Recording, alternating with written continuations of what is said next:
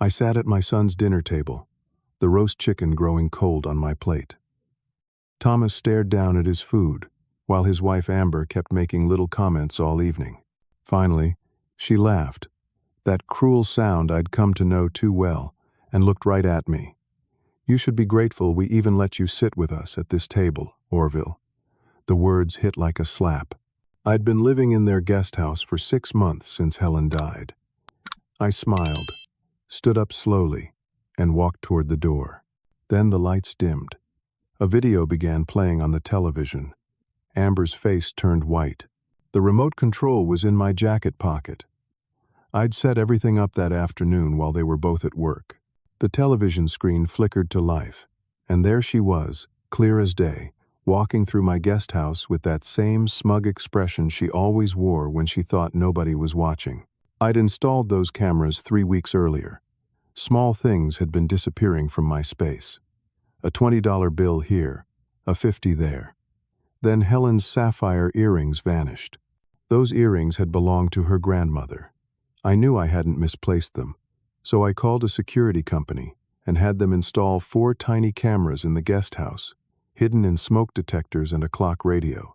The footage rolling across that screen told a story Amber never expected anyone to see. There she was on a Tuesday afternoon, letting herself in with a key I'd never given her. She went straight to my bedroom, opened the closet, and pulled out the lockbox where I kept important papers. I watched Thomas lean forward, his fork clattering onto his plate. On screen, Amber tried 3 combinations before the lockbox clicked open. She'd figured out the code somehow. It was Helen's birthday, backwards. Not very original of me, I suppose. Amber's hands moved through the contents. Cash first.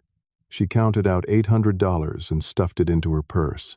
Then she took Helen's wedding band, the one I'd kept after the funeral because I wasn't ready to let it go. She held it up to the light, examining it like a jeweler, then pocketed it. The video jumped to another day. Thursday, maybe. Same routine. This time she photographed my bank statements with her phone, taking careful pictures of account numbers and balances. She opened my checkbook and studied it. Then, glancing at the door, she carefully wrote out a check to herself. $2,000. Her forgery of my signature was pretty good. She'd practiced. "Tom, this isn't what it looks like," Amber stammered, half rising from her chair. But Thomas held up his hand, his eyes locked on the screen. The next clip showed Amber on her phone. The audio was clear. "Diane, you should see this place," she said. That was her sister. "The old fool has no idea what I'm taking. He's so out of it since his wife died. I'll clean him out before he kicks the bucket, and Tommy will never know. We'll finally be able to pay off the credit cards and maybe get that beach house." She laughed on that recording. It was the same laugh she'd used at dinner tonight. Thomas made a sound in his throat, something between a gasp and a groan. More footage rolled. Amber going through my file cabinet. Amber taking my insurance papers. Amber finding the title to my truck and photographing it. Amber discovering the deed to that 20 acres upstate that Helen had inherited from her father. The final clip was from just 2 days ago. Amber sat on my bed, the lockbox open beside her, talking to someone on the phone. No, he suspects nothing. The guest house will be mine, once I convince Tom to push him into a nursing home. The old man's got at least $300,000 in assets. We're set. The video ended. The television screen went black. The dining room was silent except for the sound of Thomas's heavy breathing. "I've been documenting everything for 3 weeks," I said quietly. "I have copies stored with my attorney, Harold Brennan. I've also made copies for the police, though I haven't decided yet whether to press charges." Amber found her voice. "You can't believe this, Tom. He's editing videos. He's senile. He doesn't know what he's doing." "I know exactly what I'm doing," I said, "and so do you." Thomas finally looked at his wife. Really looked at her. I could see the truth washing over him, the realization that the woman he'd married was a stranger. Amber's crying started then. Big, theatrical sobs. She dropped to her knees beside Thomas's chair, grabbing his arm. Baby, I'm sorry. I'm so sorry. We have debts you don't know about. I was desperate. My credit cards are maxed out. I owe $20,000. I was scared to tell you. I made terrible choices. Please, please forgive me. Thomas pulled his arm away. I picked up my jacket from the back of the chair. I'm moving out tomorrow. I'll be back for my belongings. I expect everything returned, including Helen's jewelry and the cash you took. All of it. I walked to the door. Behind me, Amber's sobbing had stopped abruptly. When I glanced back, her face had changed. The tears were gone. Her eyes were hard and cold. You'll regret this, old man, she hissed. I left without another word. The motel room smelled like industrial cleaner and old cigarettes. I didn't sleep much that night, but I felt something I hadn't felt in months. Vindicated. The truth was out. Thomas knew what kind of woman he'd married. I figured the worst was over. I was wrong about that. The next morning I drove back to collect my things. It was 9 o'clock, and Thomas's truck was still in the driveway. He should have been at school by then. He taught 11th grade history at the regional high school. When I knocked, he opened the door but didn't invite me in. His eyes were red and puffy, like he'd been crying or hadn't slept. Maybe both. Tom, I need to get my belongings, I said. He nodded but didn't move. Dad, I need to talk to you first. Something in his voice made my stomach drop. This wasn't the tone of a son who'd just discovered his wife was a thief. This was something else. Amber and I talked all night, he said. She explained everything. She showed me text messages you sent her. Threatening messages. She said you've been verbally abusive to her for months. What? Tom, that's absurd. I never sent her any messages. She showed me your old phone, Dad. The one you gave her when you upgraded last year. The messages are right there. My old phone. I'd given it to them when I bought a new one 6 months ago. Told them maybe the kids could use it. Tom, anyone with that phone could send messages that look like they came from me. Don't you see what she's doing? She also said you've been having memory problems, getting confused. She was worried about you, she said. That's why she was in your space, looking for evidence that you needed help. I couldn't believe what I was hearing. Memory problems? Tom, you watched that video. You saw her stealing from me. You heard her on the phone talking about cleaning me out. Thomas shook his head slowly. She said, you gave her that money. She said you don't remember giving it to her, and that proves you're not well. Dad, I think you need to see a doctor. I think maybe Mom's death affected you more than we realized. The words felt like a punch to the gut. My own son, standing there, suggesting I was losing my mind. I have bank records, I said. I can prove the checks she forged. She told me about those too. She said you gave her permission to sign for you because your arthritis was acting up. Dad, please, let me help you get help. Behind Thomas, I could see Amber standing in the hallway. She wasn't crying anymore. She was smiling. Just a little. Just enough for me to see. Let me get my things, I said. Of course. I loaded my truck while they watched from the window. The neighbors were outside too, Mr. and Mrs. Patterson from across the street, standing in their yard, staring. Mrs.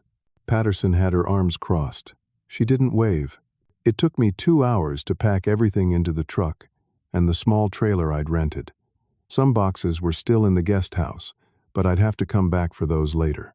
As I drove away, I checked my phone. 17 missed calls. 23 text messages.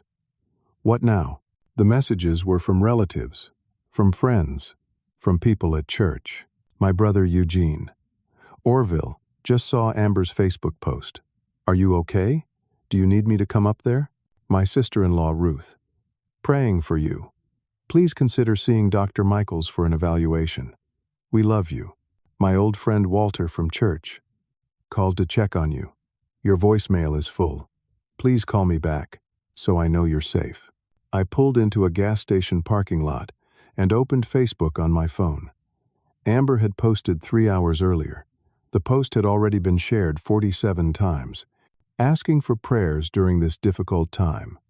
My father-in-law, Orville, is experiencing cognitive decline and has made some very serious and untrue accusations against me and my family. We love him dearly, but he's refusing help. If you see him, please be gentle. He's not himself. We're working with his doctors to get him the care he needs. Thank you for your support and understanding." The comments underneath were full of sympathy for her. "So sorry, Amber. Elder care is so hard. Praying for your family.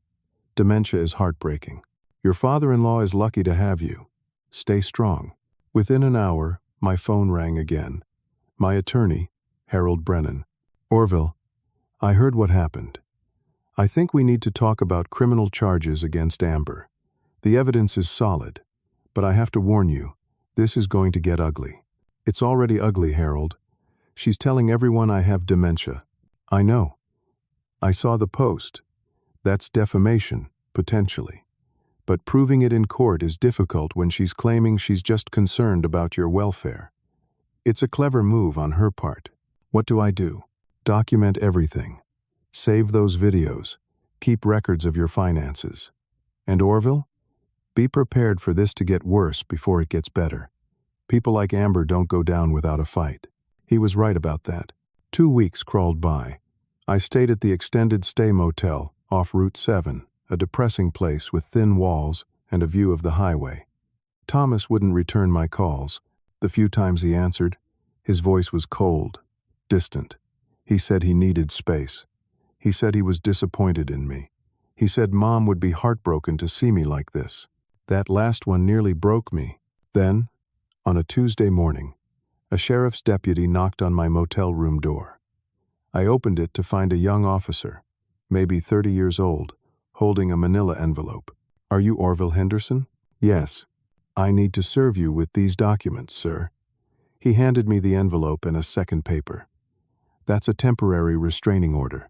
You're required to stay at least 500 feet away from Thomas and Amber Henderson and their residence. There's a hearing scheduled for next week. You should get an attorney." I stood there holding the papers as he walked away. My hands were shaking. Inside the envelope was Amber's petition. She claimed I'd shown up at their house 3 nights earlier, drunk, pounding on the door, screaming threats at her. She said Thomas wasn't home, and she was terrified. She said I'd threatened to kill her, to burn down the house, to make her pay for imaginary crimes. None of it was true. I'd been at the motel every night, ordering takeout, watching television, trying to figure out how my life had fallen apart so completely. But she had a witness.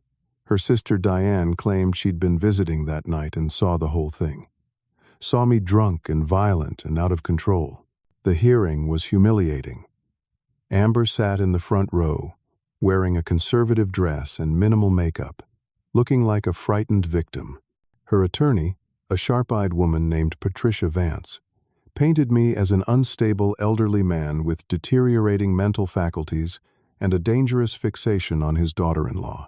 Harold argued on my behalf, pointing out the complete lack of evidence, the suspicious timing, the obvious financial motive. But Judge Raymond Walsh looked at me with pity in his eyes, the kind of pity you give to someone who's lost their grip on reality. "Mr. Henderson," the judge said, "I'm going to grant a 6-month restraining order. You're to stay 500 feet away from the petitioners and their home. If you violate this order, you'll be arrested. I strongly encourage you to seek medical evaluation and counseling." 6 months.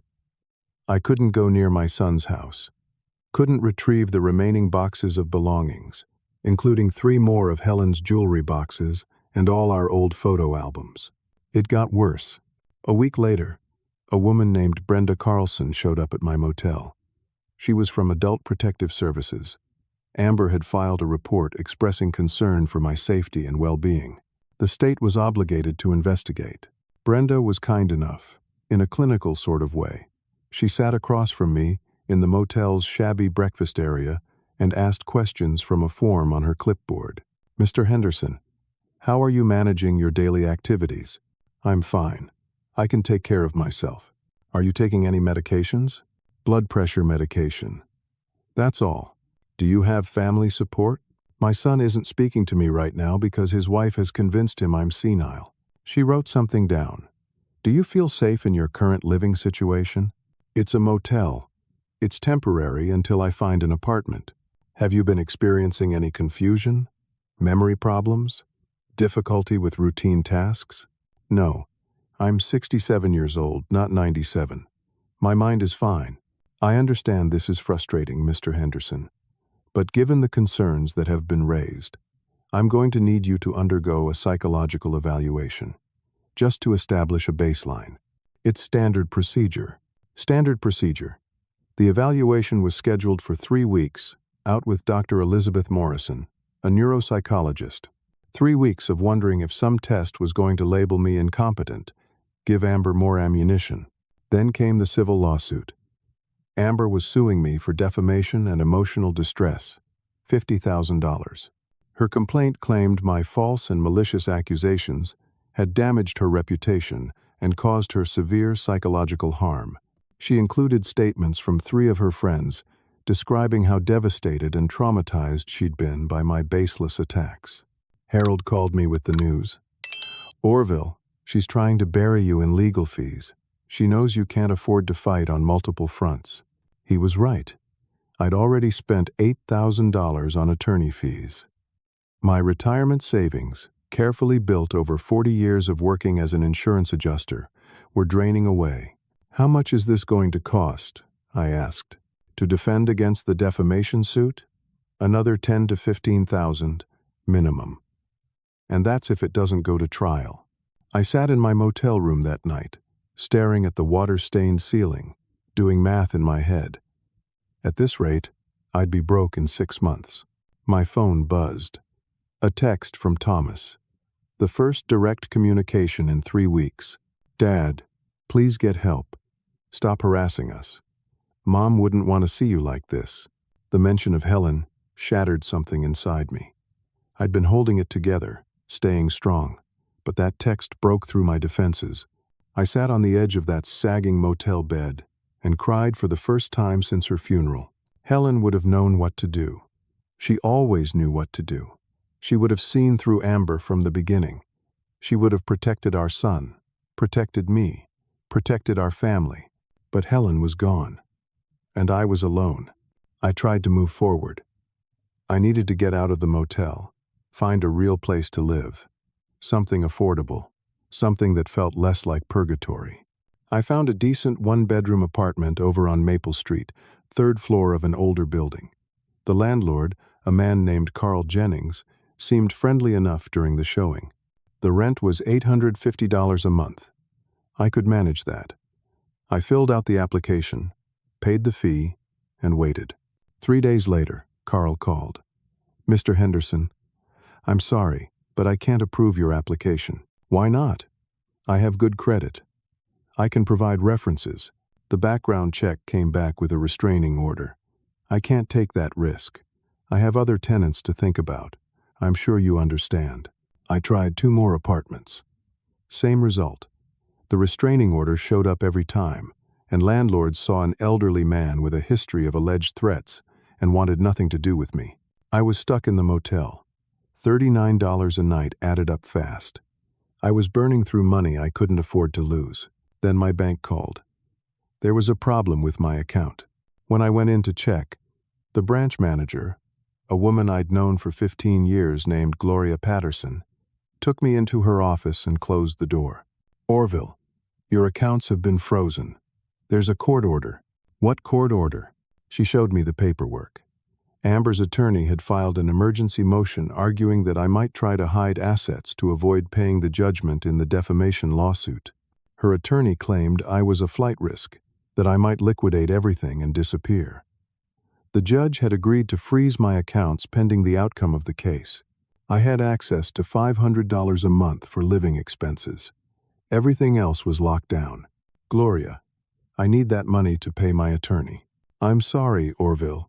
My hands are tied. Harold withdrew from my case the next day. He felt terrible about it, but he couldn't work without payment.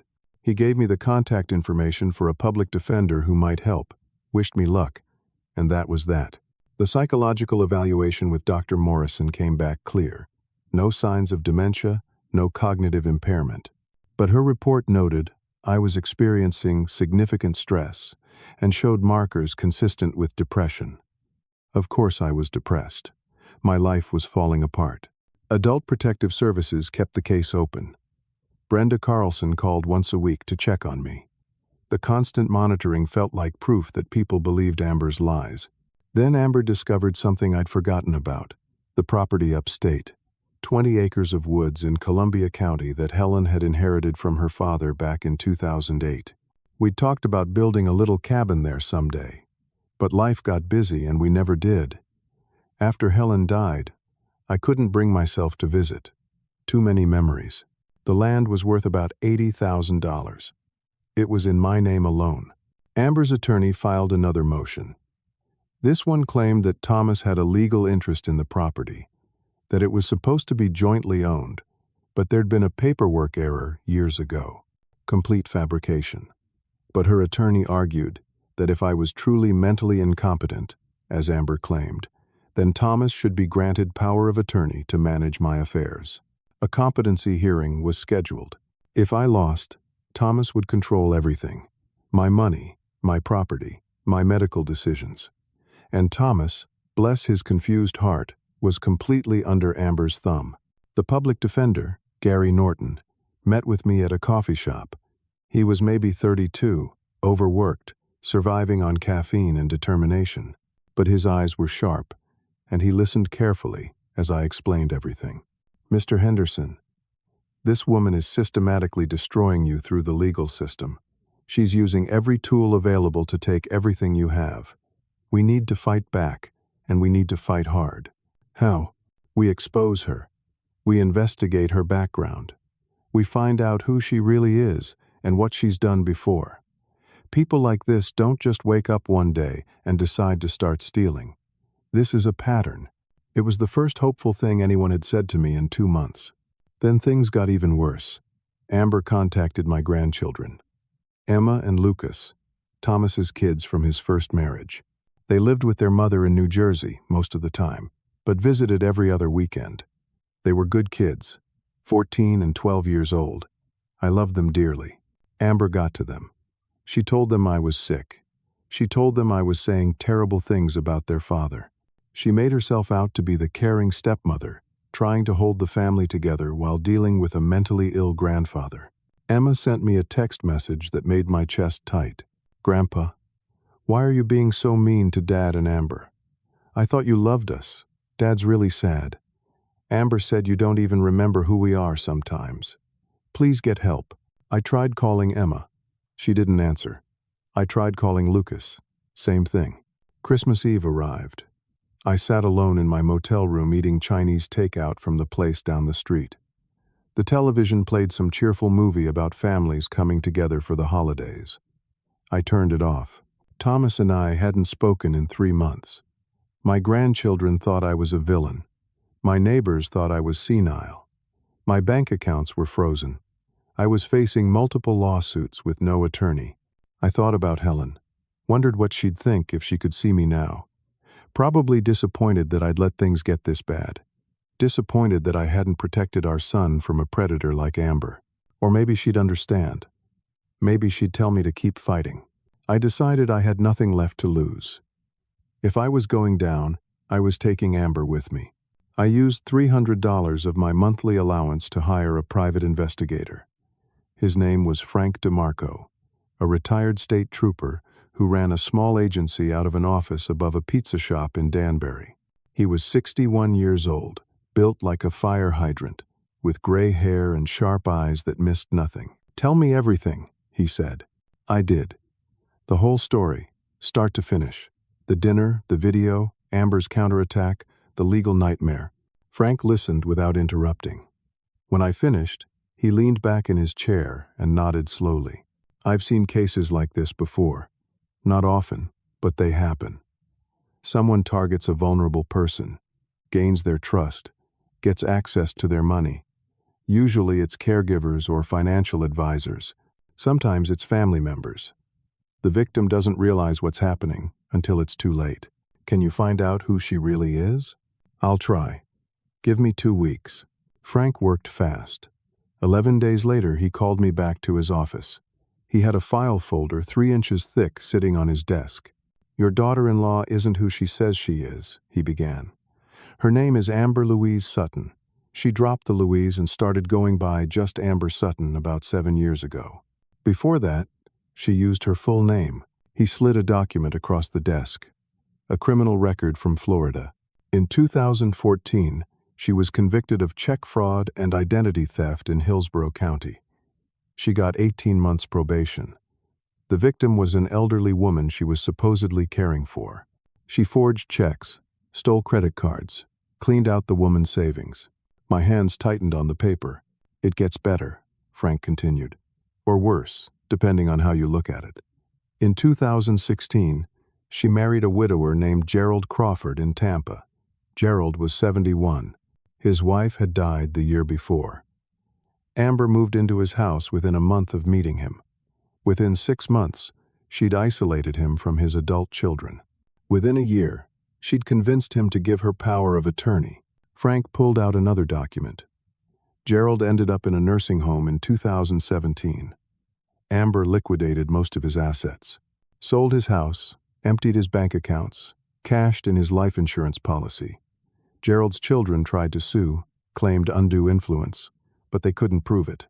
Gerald died in 2018, alone, confused.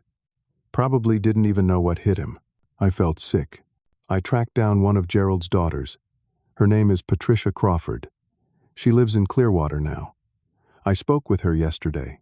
She's willing to talk to you, willing to testify if it comes to that. There's more, isn't there? Frank nodded grimly.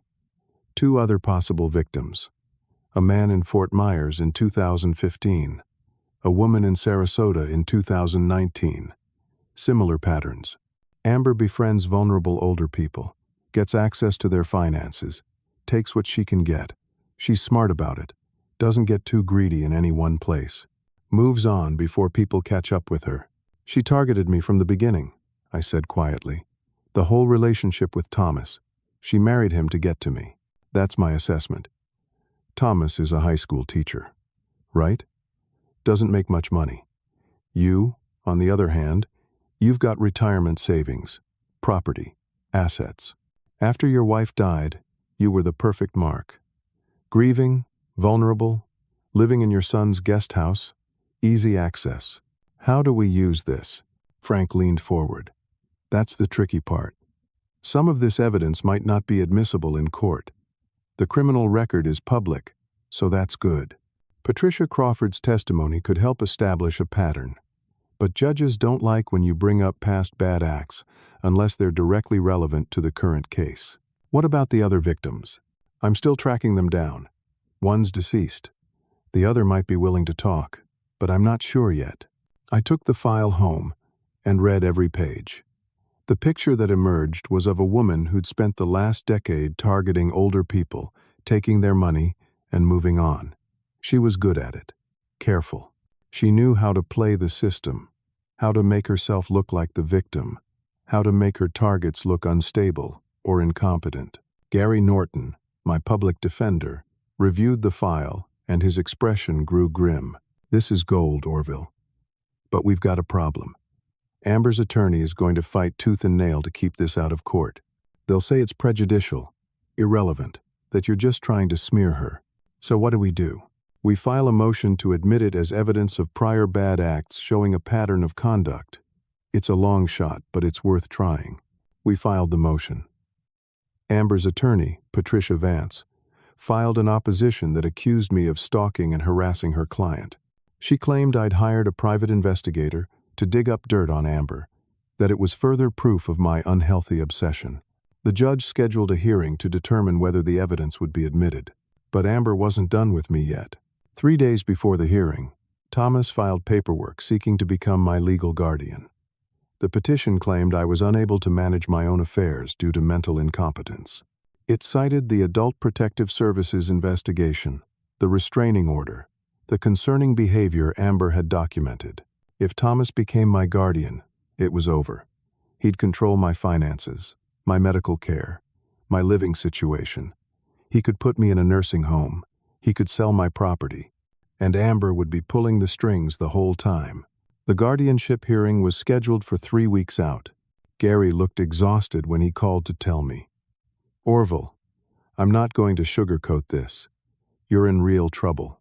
If we lose the hearing about admitting evidence, and if we lose the guardianship case, you're going to lose everything.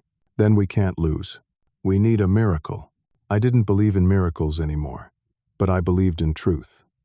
And I believed that sometimes, if you push hard enough, the truth comes out. I spent 3 days preparing. Frank DeMarco worked around the clock. He found Judith Mercer, whose father had lost $40,000 to an investment scheme Amber ran in Fort Myers in 2015. He found Craig Donovan, whose mother had been another victim around the same time. Both agreed to provide statements. Patricia Crawford flew up from Florida. She was 53 years old, a school principal, tough and direct. We met at a diner in Waterbury. "My father was a good man," she told me. "Marine veteran, retired electrician, loved his grandkids. After my mother died, he was lonely. Amber swooped in like a vulture. She was so sweet to him at first, so caring. By the time we realized what was happening, she had power of attorney, and we were locked out. Dad died thinking we'd abandoned him. She told him we were only after his money. The last year of his life, he wouldn't even take our calls." Her voice cracked on that last part. "I'm sorry," I said. "Don't be sorry. Help me make sure she doesn't do this to anyone else." Gary filed an emergency motion requesting an immediate hearing to present the new evidence. He argued that the information was directly relevant to the guardianship case because it established that Amber was the actual threat to my well-being, not the other way around. Judge Margaret Foster, who'd been assigned to the case, agreed to a special session.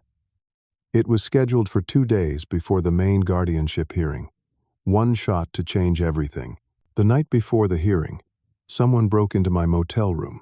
I'd gone out to get dinner, and when I came back, the door was slightly ajar. The lock had been jimmied. Inside, my laptop was destroyed. Smashed on the floor, the screen shattered, the hard drive clearly damaged. Papers were scattered everywhere. Drawers had been dumped out. My clothes were thrown around the room. Nothing was actually stolen, but the message was clear. Amber knew we had evidence. She was trying to intimidate me. I called the police. They took a report but said, without witnesses or security footage, there wasn't much they could do. The motel's cameras had been broken for 2 months. Fortunately, I'd given Frank copies of everything. The evidence was safe. The hearing was at 9 in the morning. I wore my best suit, the charcoal one I'd bought for Helen's funeral and hadn't worn since. Gary met me outside the courthouse. "Are you ready?" he asked. "As ready as I'll ever be." The courtroom was small, wood-paneled, fluorescent lit. Judge Foster was a woman in her early 50s with steel gray hair and sharp, intelligent eyes. She didn't look like someone who suffered fools. Thomas sat on one side with Amber and Patricia Vance. He looked miserable, his shoulders hunched, his face drawn. Amber, by contrast, looked confident, almost smug. Gary called Patricia Crawford first.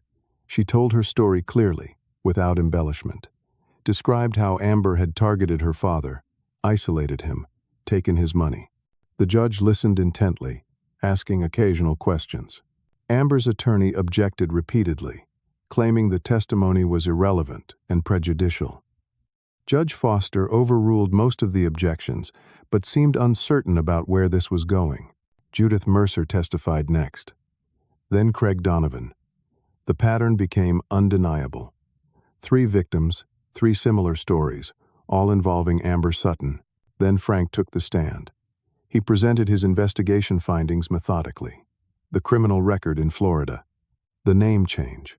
The pattern of targeting vulnerable older people. The financial records showing money flowing from victims to accounts Amber controlled. "In my professional opinion," Frank concluded, "Miss Sutton is a serial financial predator.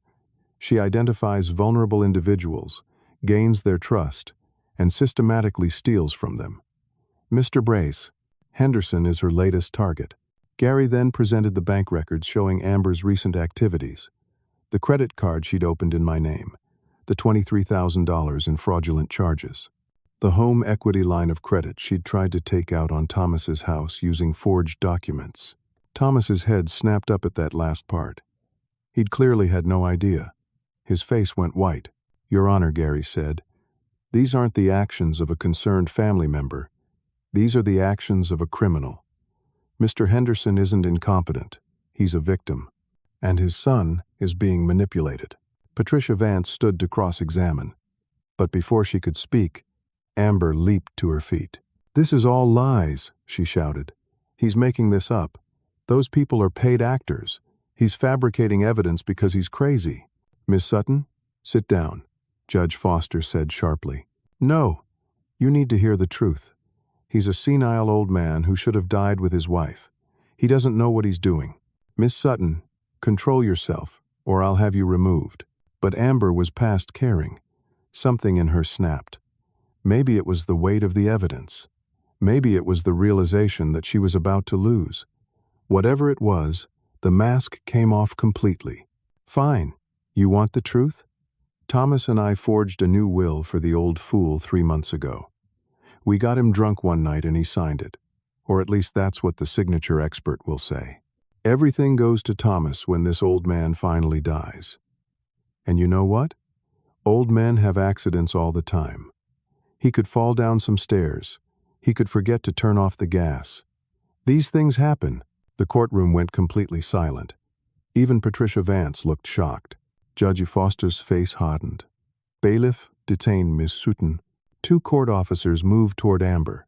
She tried to run, actually tried to bolt for the door, but they caught her easily. She was screaming, cursing, struggling as they put her in handcuffs. "You're all fools. He's nobody. He's nothing. I deserve that money. I worked for it. I earned it." They dragged her out of the courtroom.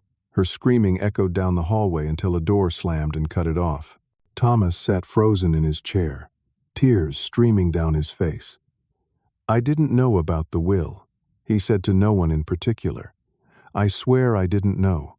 Judge Foster looked at him with something between pity and disgust. "Mr. Henderson, you may need your own attorney." She turned to me. "Mr. Henderson, I'm dissolving the restraining order immediately. I'm dismissing all pending motions filed by Miss Sutton, and I'm ordering a full criminal investigation. This court stands in recess." Gary grabbed my arm as the judge left. "We won, Orville. You won." I didn't feel like I'd won anything.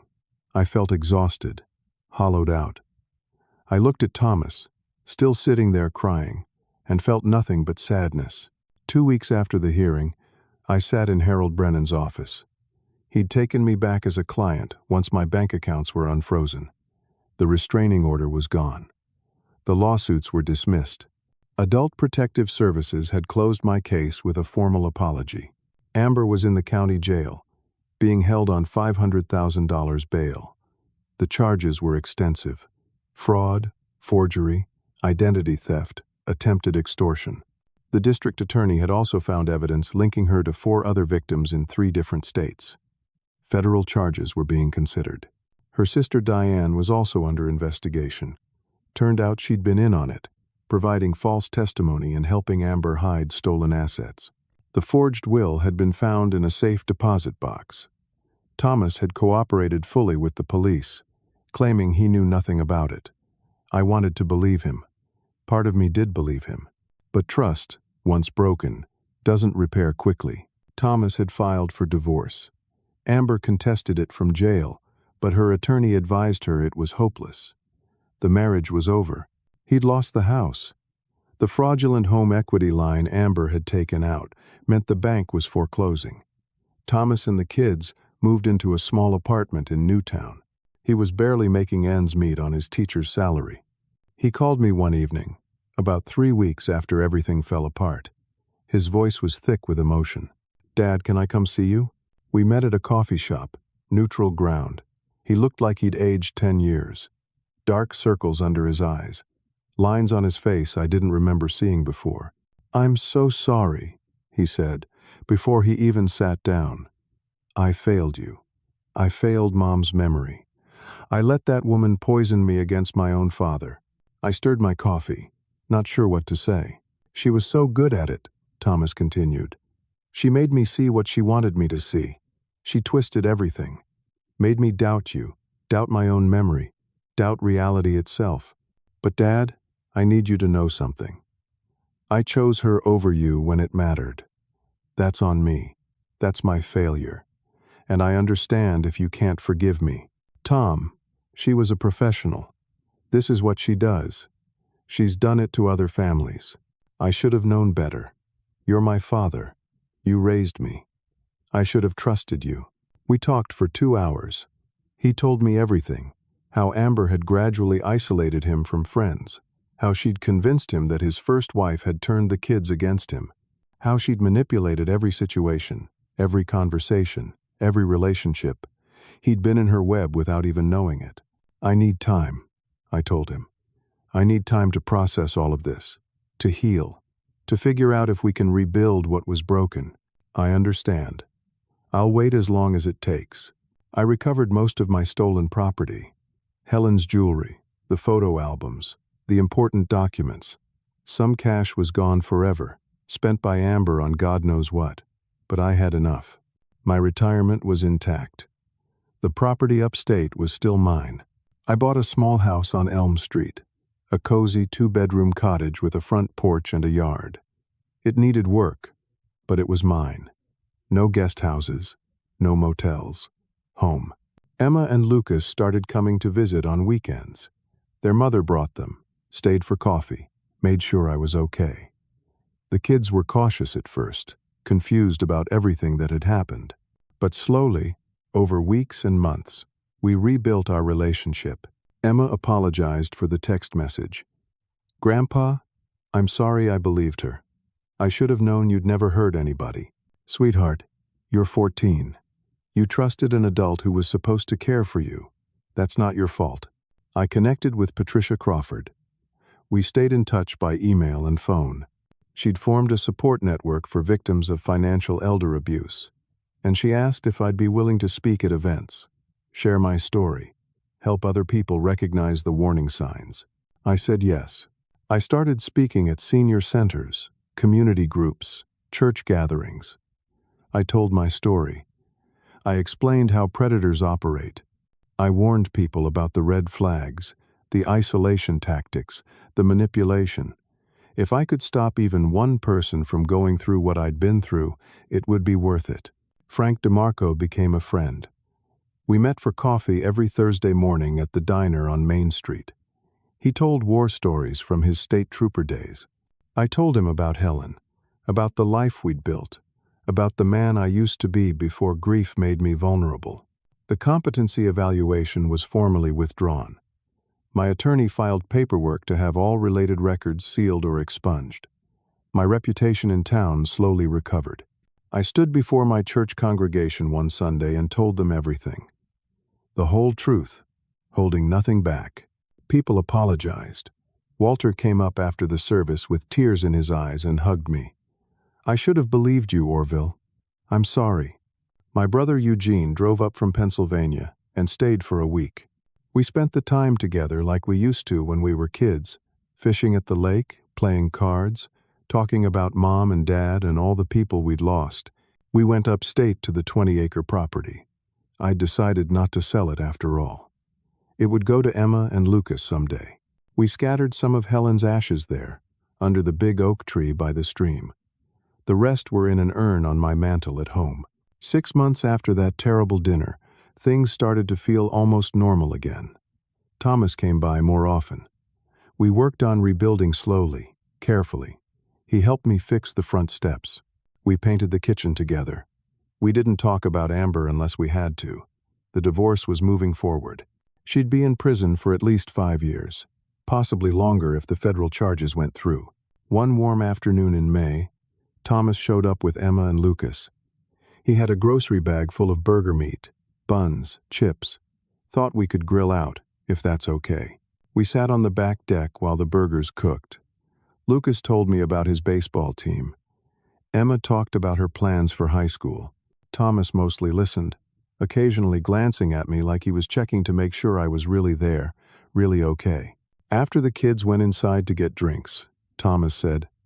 "Dad, I know I can't undo what happened, but I want you to know, I see you now, really see you, not through her filter, not through my own fear or confusion. I see you." "That's a start, son." Later, after they left, I sat on the porch watching the sunset. The sky was painted in shades of orange and pink, the kind of sunset Helen used to love. I thought about everything I'd learned over the past year. I'd learned that dignity isn't given, it's claimed. You take it back when someone tries to steal it from you. I'd learned that silence in the face of injustice isn't peace, it's surrender. And I wasn't ready to surrender. I'd learned that fighting for what's right, even when it costs you everything, is the only way to truly honor the people you've lost. I'd learned that blood doesn't guarantee loyalty. That being a parent sometimes means letting your children face the consequences of their choices. I'd learned that growing old doesn't mean growing powerless. Age gives you perspective, it gives you wisdom, and sometimes it gives you the courage to stand up when standing up is all you have left. Most importantly, I'd learned that evil doesn't always look like evil.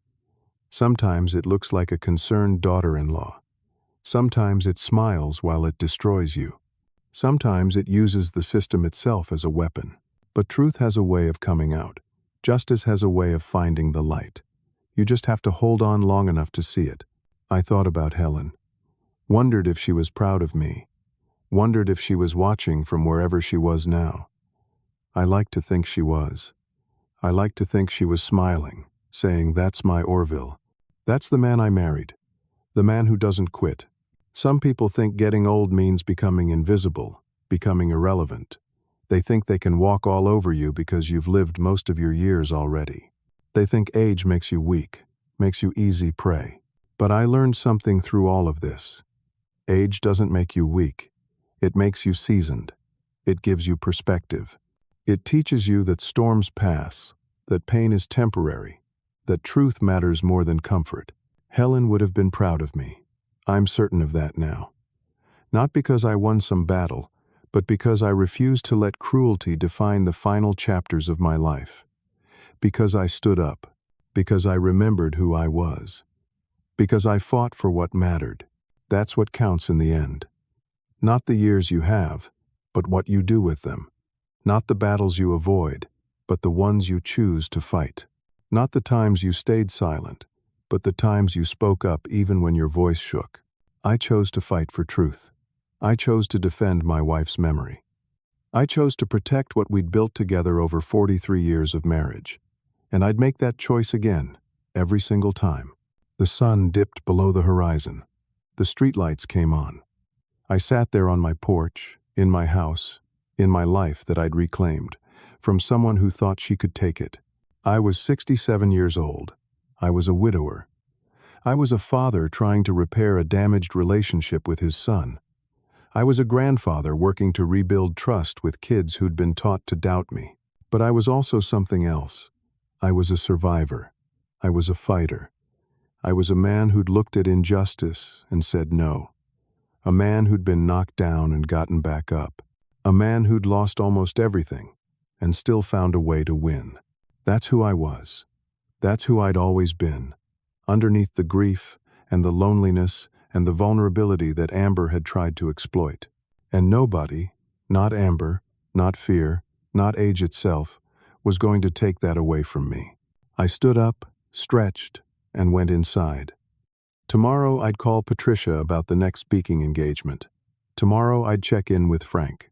Tomorrow I'd maybe reach out to Thomas, see if he wanted to grab lunch. Tomorrow I'd keep living, keep fighting, keep being the man Helen had loved. Because that's what you do. You keep going. You keep fighting for what matters. You keep believing that truth wins in the end, even when everything says otherwise. And sometimes, if you're lucky, if you're stubborn enough, if you refuse to quit no matter how dark it gets, you find out you were right all along. Justice does come. Truth does matter. Good people do win sometimes. You just have to hold on long enough to see it. Now let me ask you something. Have you ever had someone in your life who tried to make you doubt yourself? Someone who twisted the truth to make you look like the problem? How did you handle it? I'd love to hear your stories in the comments below. If this story resonated with you, if it reminded you to stand up for yourself or someone you love, please hit that like button. It helps more people find these stories and maybe helps someone who needs to hear this message today.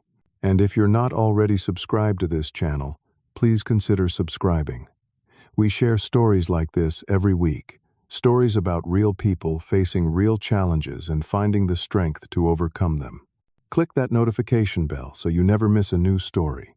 Finally, if you know someone who needs to hear this, someone who's going through their own battle with manipulation or financial abuse, please share this video with them. Sometimes knowing you're not alone makes all the difference. Thank you for listening to my story. Thank you for being here.